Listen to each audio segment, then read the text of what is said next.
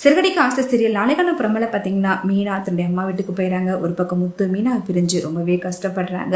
முத்து மீனா நினைச்சு ரொம்பவே ஃபீல் பண்ணி அழுகுறாங்க. மீனா, நம்ம எவ்வளோ பெரிய தப்பு பண்ணியிருக்கோம், அப்பெல்லாம் நம்மளை விட்டு போகவே இல்லை. இப்போ நான் ஒரு தப்பும் பண்ணல, ஆனால் எதுக்காக மீனா கோச்சிட்டு வீட்டு விட்டு வெளில போனான்னு தெரியலன்னு சொல்லிட்டு முத்து ரொம்பவே வருத்தப்படுறாங்க. ஒரு பக்கம் ரோஹிணி, மீனா திரும்பவும் இந்த வீட்டுக்கு வந்துட்டா நம்மளை பற்றின உண்மை கண்டிப்பாக மீனா வீட்டில் எல்லாருக்கிட்டையுமே சொல்லிடுவாங்க.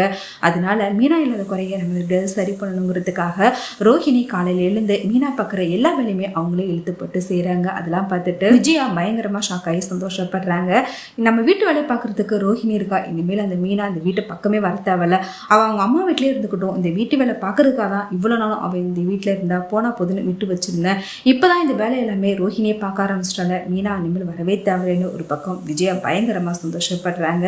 அடுத்து ரோஹிணி வீட்டில் உள்ள எல்லா வேலையுமே பார்த்துக்கிட்டு இருக்கிறத பார்த்துட்டு முத்து பயங்கரமாக ஷாக் ஆகிறாங்க. ரோஹிணிட்டு கேட்குறாங்க, இது வரைக்கும் மீனா இருக்கும்போது ஒரு வேலை கூட நீங்களா செஞ்சதே கிடையாது, அவளே எல்லா வேலையும் செய்யட்டும்னு சொல்லிட்டு வேடிக்கை தானே பார்த்துக்கிட்டு இருந்தீங்க, இப்போ மட்டும் எப்படி மீனா இல்லைன்னு தெரிஞ்சதும் எல்லா வேலையுமே நீங்களே செய்கிறீங்க, செய்கிறத பார்க்கும்போது கண்டிப்பாக மீனா இந்த வீட்டுக்கு திரும்ப வரக்கூடாதுன்னு பிளான் பண்ணி பண்ணுற மாதிரியே இருக்கே அப்படின்னு சொல்கிறாங்க. இதை கேட்டு ரோஹிணி பயங்கரமாக ஷாக் ஆகிறாங்க. அடுத்து முத்து மீனா பிரிஞ்சு இருக்க முடியாமல் ரொம்பவே வருத்தப்படுறாங்க. முத்து மீனாவை தேடி அவங்களுடைய வீட்டுக்கே போகிறாங்க.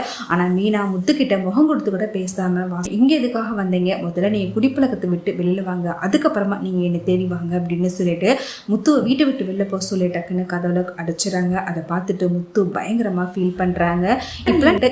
இப்பெல்லாம் நீ பண்ணவே மாட்டேன், நீ மீனாவே கிடையாது, ஏதோ ஒரு விஷயத்த என்கிட்ட மறைக்கிற, ஆனால் அதுக்கான காரணம் தான் எனக்கு தெரியல, ஆனால் கூடிய சீக்கிரமே அதுக்கான உண்மையை நான் கண்டிப்பாக கண்டுபிடிப்பேன் மீனா அப்படின்னு சொல்லிட்டு, நீ இல்லாமல் கண்டிப்பாக நான் இல்லாமல் உன்னாலேயும் நிம்மதியாக இருக்க முடியாது, உனக்கும் தெரியும் நீ இல்லாமல் என்னாலே இருக்க முடியாதுன்னு, கண்டிப்பாக நீ என்னை தேடி வருவோம் மீனான்னு சொல்லிட்டு முத்து ரொம்பவே வருத்தப்பட்டு அங்கேருந்து வராங்க.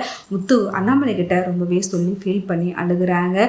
மீனா இல்லாமல் என்னால் இந்த வீட்டில் ஒரு நிமிஷம் கூட இருக்க முடியலப்பா அப்படின்னு சொல்லிட்டு ரொம்பவே எமோஷனல் ஆகிறாங்க.